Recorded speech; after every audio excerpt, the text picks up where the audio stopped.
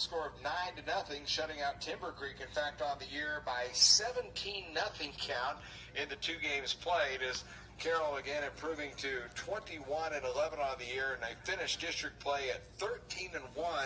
Timber Creek falls to 8-20 and 3-11 in district play. Here are the final totals tonight for the Dragons: 9 runs, 13 hits, no errors, and 10 men left. For Timber Creek, no runs, 3 hits, 3 errors, and 5 left. The winning pitcher is Joe Steber, who ends his record on the year at 2-2. Steber went 4 innings, gave up 1 hit, no runs, had 10 strikeouts in the ballgame, so he was overpowering.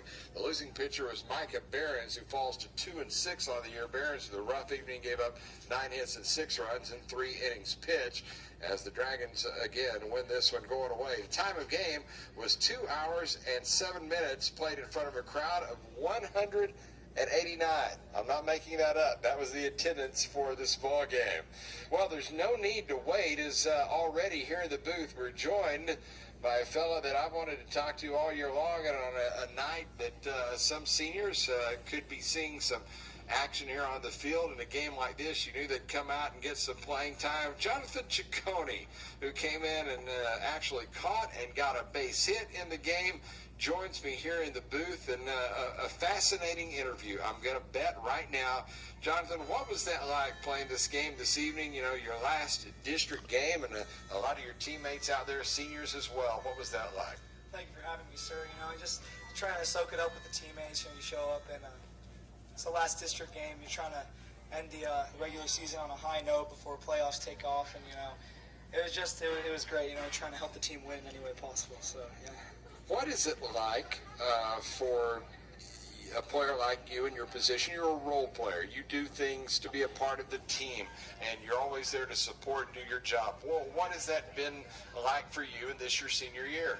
Well, it's honestly, it's a pleasure. You know, you get to go to the ball club every day, pull up, and just be around your teammates, and, you know, you develop a deep love for these guys each and every day, help them, you know, catching bullpens and doing anything you can to make sure they're ready to see the field, you know, and that starts at practice. And so every day try and keep the, you know, the attitude and morale high, and coming out here and supporting our guys on and off the field. Talk about that at bat when you came up there, and you were hacking. You were going to swing, and you got your pitch. Tell us about that. Yes, sir. Well, I did get my pitch. You know, I just wanted to get on base with 2 outs and nobody on. We hadn't scored any runs in the last few innings, so I was trying to get on for the team, and I swung at the high pitch, and it's not really what I wanted. I saw a curveball out, saw the break early, so then next pitch a little out in front, but I just trying to keep approach simple and put it up the middle and get on base for the team. Get on base and try and score a run for us. What does that mean for you when you get that hit and you look over there and the guys, the normal players that you see, the starters who have been there all the time, and they're just going nuts because they're so happy you got that hit? Well, those guys are awesome. I mean, they produce for us night in, night out, and to see them in a different spot, and, you know, being on the flip side, you know, it's cool, and it's awesome to know that, you know, everyone's pulling on the same rope, and we love each other, and that's just it's awesome. You can't really describe it, being part of a team like this, and hopefully we're going to do great things. So the reason I brought you here, in addition to that hit, and you get in the ball game and have a good game here tonight, your final regular season game as a senior, I'm just so fascinated with your background. You're not the normal high school kid. You've got so much in your head. Coach Larry Buchanan told me at the start of the year, he said, this guy has like MIT stuff between his ears, so I know you're humble about that. And, you know, but talk about that. Some of your interest, I mean, with instruments and stamp collecting, and I mean, that's stuff normal kids don't do, but where did you get involved, and what all do you enjoy?